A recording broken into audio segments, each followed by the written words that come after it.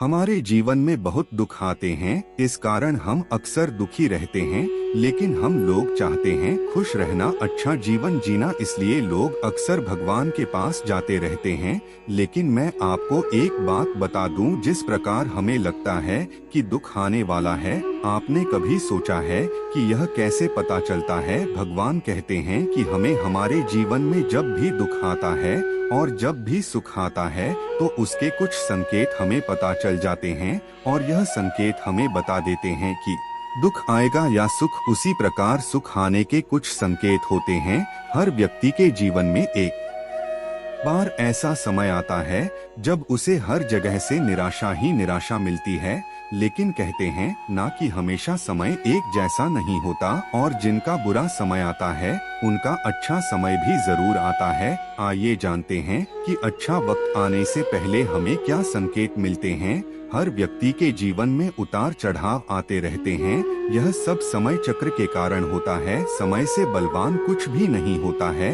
आपने अपने जीवन में व्यक्ति को राजा से रंग और रंग से राजा बनते हुए भी देखा होगा। जब भी आपके जीवन में बड़ा बदलाव होने वाला होता है तो ऐसे बड़े बदलावों से पहले आपको ईश्वर या सृष्टि के द्वारा कुछ ऐसे संकेत प्राप्त होते हैं कि आपके आने वाले समय में ईश्वर ने आपके लिए कुछ अच्छा सोचा है। आइए जानते हैं उन खास संकेतों के बारे में जो भगवान अच्छा समय आने से पहले देते हैं। पहला, ब्रह्मा मुहूर्त में खुलना। बहुत सारे ऐसे लोग होते हैं जिनकी नियमित रूप से उठने से पहले आंख खुल जाती है।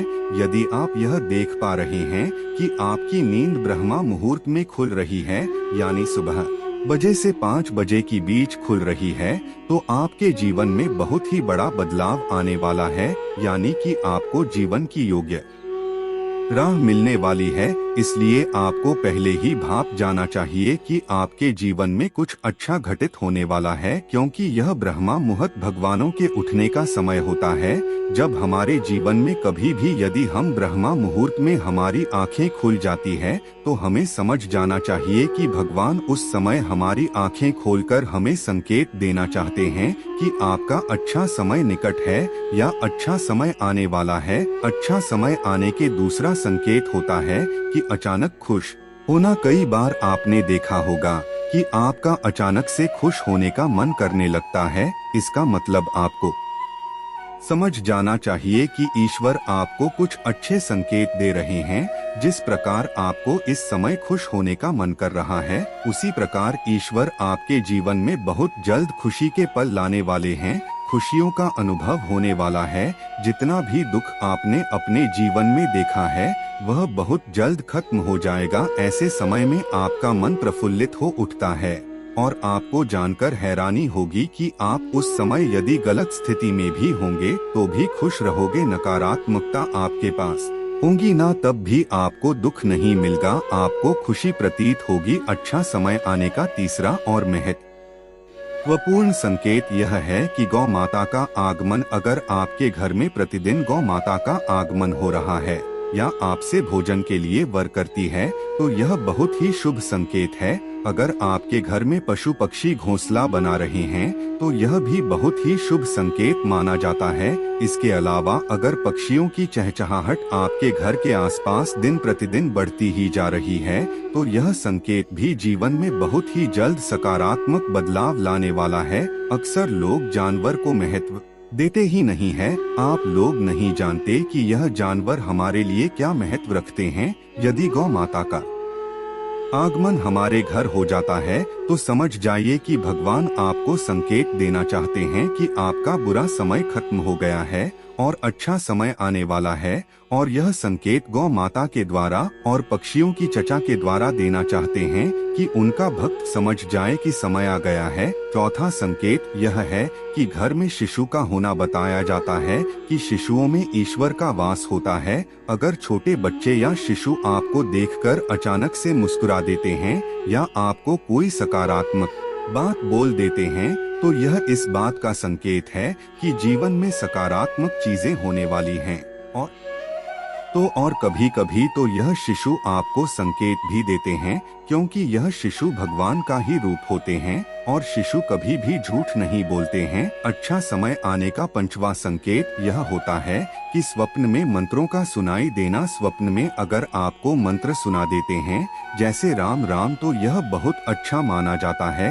अगर वो मंत्र की गूंज सुनाई दे तो यह भी सकारात्मक बात है। स्वप्न में मंत्रों, घंटा, शंख की आवाज सुनाई देना बहुत ही शुभ संकेत माने जाते हैं। यह मंत्र भगवान के होते हैं जो हमें एक अच्छा समय के संकेत देते हैं, और सपनों में मंत्र आना शुभ भी माना जाता है। अच्छा समय आने का छठा संकेत यह होता है कि कर्जन होना। कई बार आपने देखा होगा कि आप कर्जवान हुए हो और अचानक से आपको कर्ज मुक्ति का मार्ग मिल गया हो, तो यह ईश्वर का सकारात्मक संकेत है। या पैसों के लेन देन में आपके पक्ष कोई फैसला आता है तो इसका मतलब यह भी जीवन के लिए शुभ संकेत ही है। धन के अलग अलग स्रोत बनना भी ईश्वर का ही संकेत है। इससे यह पता चलता है कि जीवन की आर्थिक परेशानियां समाप्त होने वाली हैं।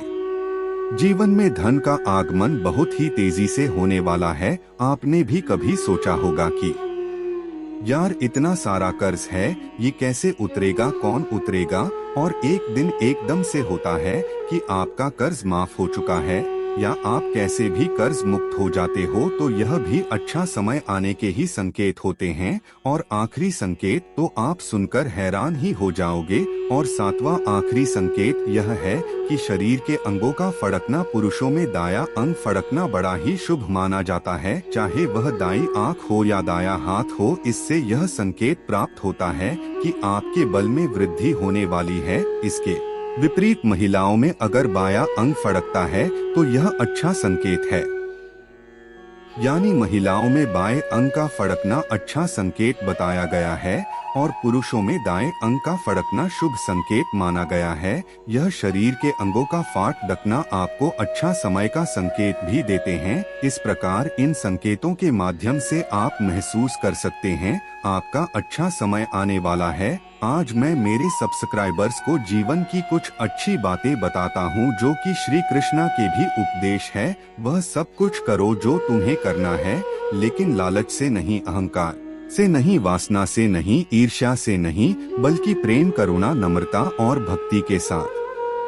भगवान श्री कृष्ण इस अनमोल वचन के माध्यम से कार्य करने की नियत का उल्लेख करते हैं। जब किसी भी कार्य करने में अगर लालच होगा, बेईमानी होगी, जलन होगी, तो वह काम ना तो सही होगा और ना ही उसके परिणाम फलदायी होंगे। इसके अतिरिक्त जिस कार्य को हम पूरे मन से प्रेम पूर्वक करेंगे तो वह न सिर्फ हमारे लिए बल्कि समाज के लिए भी हितप्रद होगा। तो जो आप जो चाहते हैं उसके लिए नहीं लड़ते हैं, तो जो खोया उसके लिए मत रो। मनुष्य सब कुछ चाहता है पर सब कुछ उसे नहीं मिल सकता। आपको जो नहीं मिला उसके लिए पश्चाताप मत करो, और जो आपसे खो गया, जो आपसे अलग हो गया, उसके लिए निराश भी मत हो। ठंड या गर्मी, सुख या दर्द का अनुभव करें, यह अनुभव क्षण भंगुर है। वे आते हैं और जाते हैं। धैर्य पूर्वक सहन करें, समय एक सा नहीं रहता। आज दुख है तो कल सुख भी आएंगे, और सुख के बाद दुख भी आना स्वाभाविक है। आपको पूरे धैर्य और श्री कृष्ण पर विश्वास के साथ अपना जीवन निर्वाह करना चाहिए। और सत्य कभी नष्ट नहीं हो सकता। अच्छा करने से नहीं डरना चाहिए। लोग अक्सर सच कहने से बचते हैं या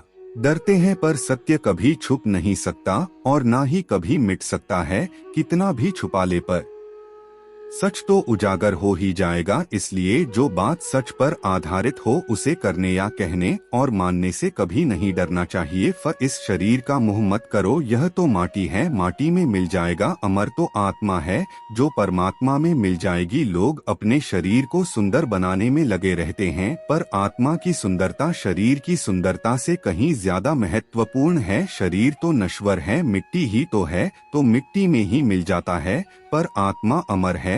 इसलिए आत्मा की सुंदरता पर ध्यान दो। आत्मा की सुंदरता अपने को श्री कृष्ण में लीन करने में मिलती है। यह 5 उद्देश्य आपको जीवन में याद रहने चाहिए, क्योंकि इन उद्देश्यों से आप सजग रहेंगे। धन्यवाद। आपको वीडियो अच्छा लगा हो तो ऐसे ही हमारे वीडियो को देखते रहे। वीडियो को लाइक करें, शेयर करें और चैनल को सब्सक्राइब करें। राधे राधे।